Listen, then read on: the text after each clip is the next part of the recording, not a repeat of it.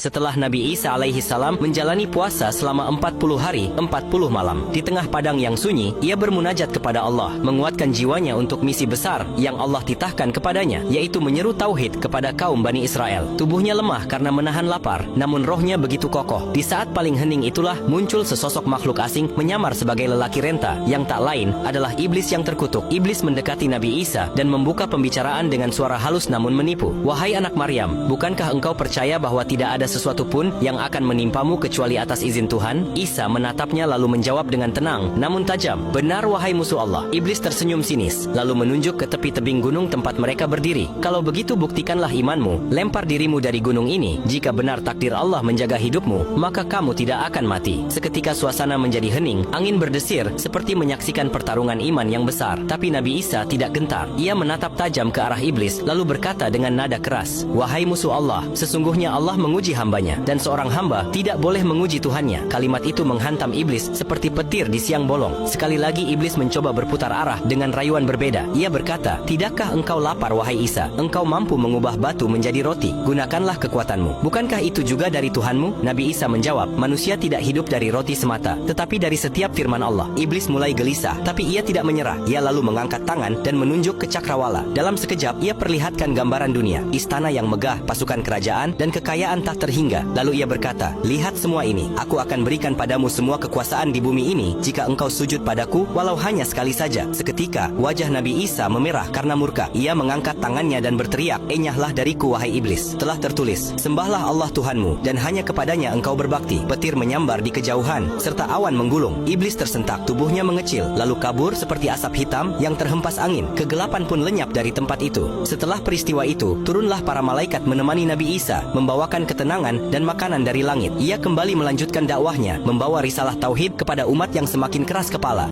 Suatu hari Nabi Uzair keluar untuk melakukan perjalanan jauh. Setelah menempuh jarak yang panjang, ia tiba di sebuah perkampungan yang telah hancur lebur. Merasa lelah, ia turun dari keledainya sambil membawa kantong berisi roti dan anggur. Di bawah tempat yang teduh, Uzair memeras anggur itu lalu mencelupkan roti ke dalam perasannya sebelum memakannya. Usai makan, pandangannya tertuju pada reruntuhan rumah dan tulang belulang yang berserakan di sekitarnya. Bertanya dengan penuh keheranan, bagaimana Allah akan menghidupkan kembali negeri ini setelah kehancurannya. Maka seketika itu juga Allah menidurkannya, atau lebih tepatnya mewafatkannya. 100 tahun pun berlalu, lalu Allah mengutus malaikat untuk membangunkan Uzair kembali. Malaikat bertanya, "Berapa lama engkau tertidur, wahai Uzair?" Uzair menjawab, "Mungkin sehari atau setengah hari." Malaikat pun berkata, "Sebenarnya engkau telah tertidur selama 100 tahun. Melihat hal itu, Uzair tertegun. Ia pun mendapati tulang belulang keledainya telah berserakan. Seketika, di depan matanya Allah menghidupkan kembali keledai itu. Tulang-tulangnya tersusun, daging menutupi, lalu hidup kembali seperti sedia kala. Menyaksikan keajaiban itu, Uzair pun berucap penuh takjub, "Sekarang aku benar-benar yakin Allah Maha Kuasa atas segala sesuatu." Ketika kembali ke kotanya, Uzair mendapati segala sesuatunya telah berubah. Tak ada seorang pun yang mengenalnya, dan ia pun tak mengenali siapapun. Hingga akhirnya, ia menemukan rumahnya. Di depan rumah itu, duduk seorang nenek tua yang buta dan lumpuh. "Wahai nenek, apakah ini rumah Uzair?" Sang nenek menjawab, "Ya, tetapi Uzair telah lama menghilang." Uzair berkata, "Akulah Uzair." Wanita tua itu pun berkata, "Jika benar engkau Uzair, doakanlah aku agar sembuh. Dulu aku adalah budak tuanku." Maka Uzair berdoa dan mengusap mata serta tubuhnya. Dengan izin Allah, wanita itu sembuh, bisa melihat dan berdiri kembali. Lalu sang nenek itu menyebarkan kabar itu ke seluruh Bani Israel. Awalnya banyak yang tidak percaya, sehingga datang seorang lelaki tua yang mengaku sebagai anak Uzair. Ia berkata, "Ayahku memiliki tanda hitam di antara kedua pundaknya." Ketika Uzair menunjukkan tanda itu, semua orang yakin bahwa ia benar-benar Uzair. Mereka pun berkata, "Wahai Nabi Allah, kitab Taurat telah hilang dibakar musuh. Kami tahu hanya engkau yang menghafalnya." Dengan izin Allah, Uzair mengingat seluruh isi Taurat dan mendiktekannya kepada mereka. Inilah kisah batu yang mengungkap kebenaran untuk Nabi Musa. Pada zaman Nabi Musa alaihi salam, masyarakat Bani Israel saat itu memiliki kebiasaan mandi bersama di sungai dalam keadaan tanpa busana, tanpa merasa risih satu sama lain. Namun Nabi Musa adalah sosok yang sangat terjaga kehormatannya. Beliau memiliki sifat hayyun sitir. Beliau selalu mandi sendirian di tempat yang sangat tertutup dan jauh dari keramaian. Kerahasiaan Musa ini justru memicu kecurigaan jahat di kalangan kaumnya. Karena mereka tidak pernah melihat tubuh Musa, mereka mulai berbisik-bisik dan menyebarkan rumor. Mereka berkata berkata, Musa selalu mandi sendirian karena ia memiliki cacat fisik yang memalukan atau menderita penyakit kusta dan kulitnya penuh koreng. Fitnah ini menyebar luas hingga menjadi bahan ejekan di seluruh perkemahan Bani Israel. Nabi Musa yang mendengar ejekan itu merasa sangat sedih. Namun sebagai nabi yang sabar, beliau memilih diam dan tetap menjaga rasa malunya. Suatu hari, Allah ingin membersihkan nama baik Nabi Musa dengan cara yang sangat unik dan di luar nalar. Nabi Musa pergi ke sebuah tempat terpencil di pinggir sungai untuk mandi. Beliau melepas pakaiannya dan meletakkannya dengan rapi di atas sebuah batu besar. Saat Nabi Musa selesai mandi dan hendak mengambil pakaiannya, tiba-tiba batu itu bergerak. Batu tersebut meloncat dan mulai menggelinding menjauh dengan kecepatan tinggi, membawa lari pakaian Nabi Musa di atasnya. Nabi Musa yang terkejut dan belum sempat berpakaian, terpaksa mengejar batu itu sambil memegang tongkatnya. Dalam keadaan panik dan hanya ingin mengambil pakaiannya, Nabi Musa berteriak, "Kembalikan pakaianku, wahai batu." Namun batu itu tidak berhenti. Seolah-olah memiliki nyawa, ia terus berlari hingga masuk ke area pemukiman, di mana kerumunan tokoh-tokoh Bani Israel sedang berkumpul. Nabi Musa yang terus mengejar batu itu, akhirnya melintas di depan mereka tanpa sehelai benang pun. Pada saat itulah, seluruh Bani Israel melihat dengan mata kepala mereka sendiri. Tubuh Nabi Musa sangat sempurna, tegak, bersih, dan tidak memiliki cacat sedikit pun, sebagaimana yang mereka fitnahkan. Setelah tujuan pembuktian itu tercapai, batu tersebut tiba-tiba berhenti. Nabi Musa dengan segera mengambil pakaiannya dan memakainya kembali dengan perasaan campur aduk antara malu dan lega. Wallahu alam bissawab. Tahukah Anda siapakah makhluk yang membuat malaikat Jibril ketakutan? Kisah ini terjadi ketika Rasulullah Shallallahu Alaihi Wasallam sedang duduk bersama malaikat Jibril. Tiba-tiba langit terbelah dan dari celah itu turunlah sesosok makhluk yang belum pernah terlihat sebelumnya. Makhluk itu turun menghampiri Rasulullah dan malaikat Jibril. Saat melihat kehadirannya, Jibril yang dikenal sebagai malaikat terkuat dan pemberani itu tampak gelisah dan takut. Rasulullah pun terheran melihat perubahan sikap sahabat langitnya itu. Makhluk tersebut kemudian menyampaikan salam dan berkata kepada Rasulullah, "Wahai Muhammad, aku diutus oleh Allah Subhanahu wa Ta'ala kepadamu untuk memberikan sebuah pilihan yang harus engkau ambil." Rasulullah pun mendengarkan dengan seksama. Makhluk itu berkata, "Apakah engkau ingin hidup sebagai seorang raja yang bergelimang harta atau sebagai hamba sahaya yang hidup sederhana dan fakir?" Mendengar pertanyaan itu, Rasulullah menoleh kepada Jibril untuk meminta isyarat dan Jibril mengisyaratkan agar Rasul memilih kehidupan seorang hamba sahaya. Tanpa ragu, Rasulullah pun berkata, "Aku memilih menjadi seorang nabi yang hidup seperti hamba sahaya." Setelah menyampaikan pesan itu, makhluk tersebut berpamitan